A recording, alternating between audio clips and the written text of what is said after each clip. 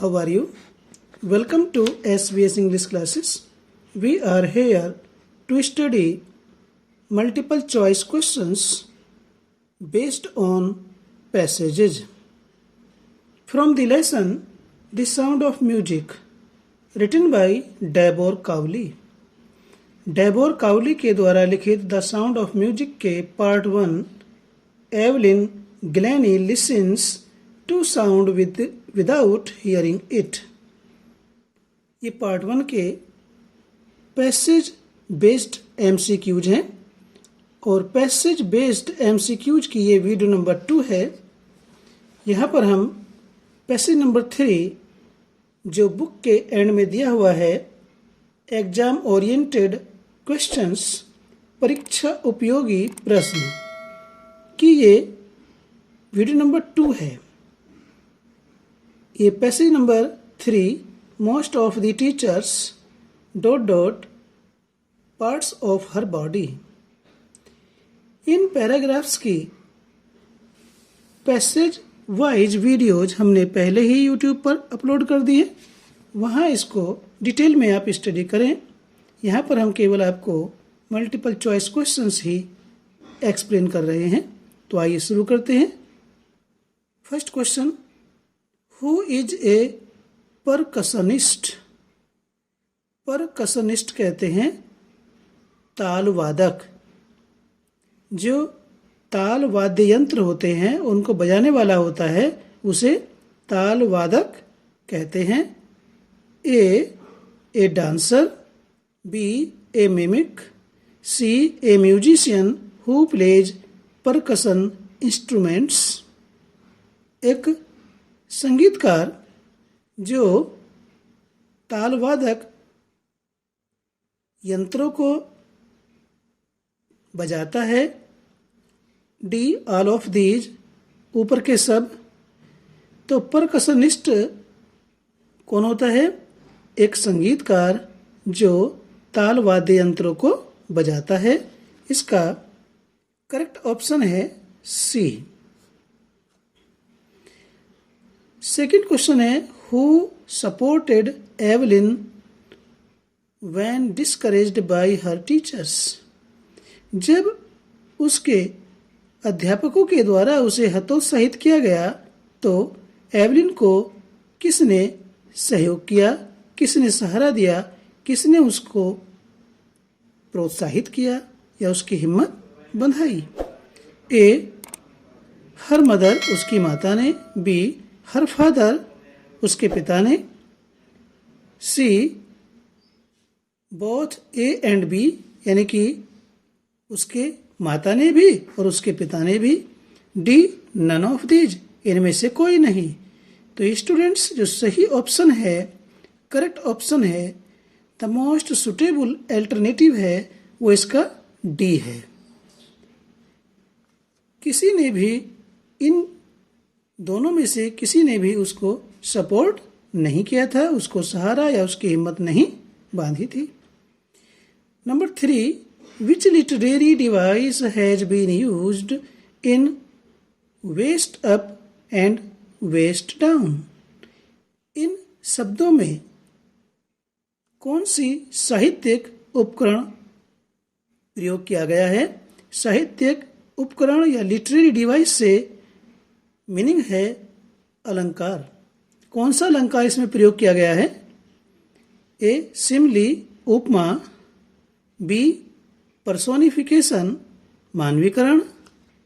सी alliteration, अनुप्रास।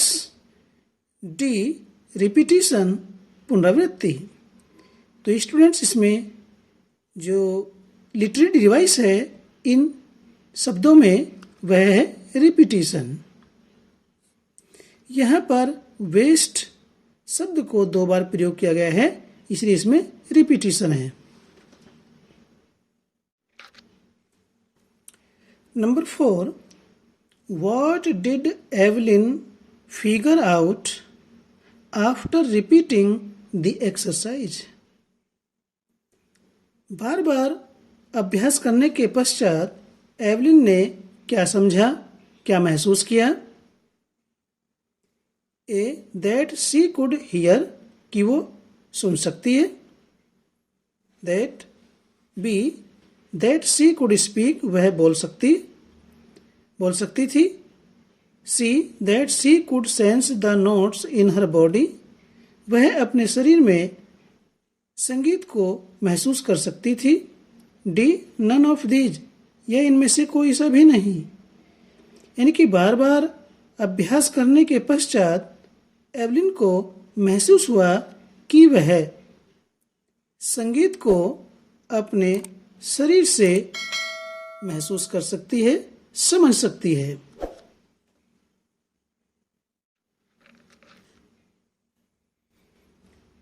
Passage number 4. As for music she explains ... feet and up her legs.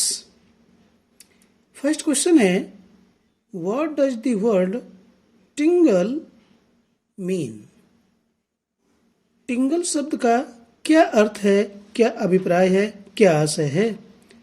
A prickle, B cause a stinging sensation, C to irritate, D both A and B. तो ये 4 alternatives हैं, 4 options हैं. इनमें जो the most suitable alternative है वह D है. टिंगल का मीनिंग प्रिकल, झंझनाहट, सनसनी, महसूस करना होता है और इन दोनों शब्दों का यही अर्थ है. तो इसका सही ऑप्शन डी है. सेकंड है, how did Evelyn manage to learn playing the instrument. Evelyn ने किस प्रकार से यंत्रों को, जो संगीत के यानी कि वाद्य यंत्र थे, उनको बजाने का, सीखने का किस प्रकार से उनको मैनेज किया, किस प्रकार से उसको व्यवस्थित किया, किस प्रकार से प्रबंध किया. A listening to her teacher, अपने टीचर की बात को सुन करके. B listening to her mother, अपनी माता को सुन करके, अपनी माता की बात को सुन करके. सी सेंसिंग द साउंड्स, या आवाज को महसूस करके. डी ऑल ऑफ दीज, यही सब. तो स्टूडेंट्स, एवलिन ने जो वाद्य यंत्र थे उनको बजाने सीखने के लिए उसने आवाज को महसूस करना शुरू किया. तो इसका सही ऑप्शन है sensing the sounds. Number 3, which literary device has been used in sound passing up the stick into her fingertips.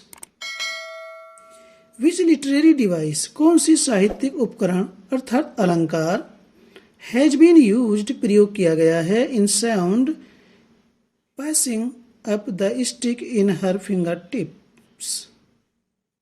यानी कि जब एवलिन ग्लैनी किसी वाद्य यंत्र को बजाती थी, ताल वाद्य यंत्र को बजाती थी, तो आवाज स्टिक से होती हुई उसकी अंगुलियों के जो टिप्स थे उन उंगलियों में उसके प्रवेश कर जाती थी और वह आवाज को महसूस करती थी. तो इस लाइन में कौन सा अलंकार है, कौन सी लिटरेरी डिवाइस है? Simile, upma.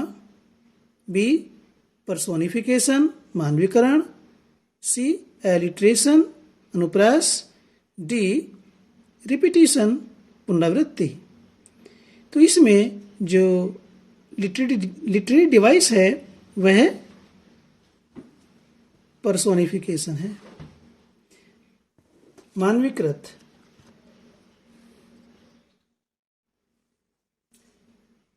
Question number 4. When did Evelyn's mother realize that Evelyn was deaf? When did Evelyn's mother realize? Evelyn की माता को ये कब महसूस हुआ that Evelyn was deaf, कि एवलिन बहरी थी। कब महसूस हुआ? A when Evelyn was 8 year old, जब एवलिन 8 वर्ष की थी। B when Evelyn was 9 year old, जब एवलिन 9 वर्ष की थी। C when Evelyn was 10 year old, जब एवलिन 10 वर्ष की थी। D when Evelyn was 11 year old. तो स्टूडेंट्स, इन 4 ऑप्शंस में से जो सही ऑप्शन है वह ये ए है। जब एवलिन 8 वर्ष की थी तो उसकी माता को ये एहसास हुआ कि एवलिन अर्थात उनकी पुत्री बहरी है।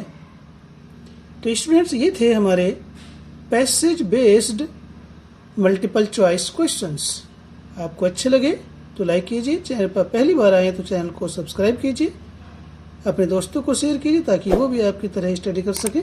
फिर मिलते हैं एक नई वीडियो के साथ। Till then take care, bye bye.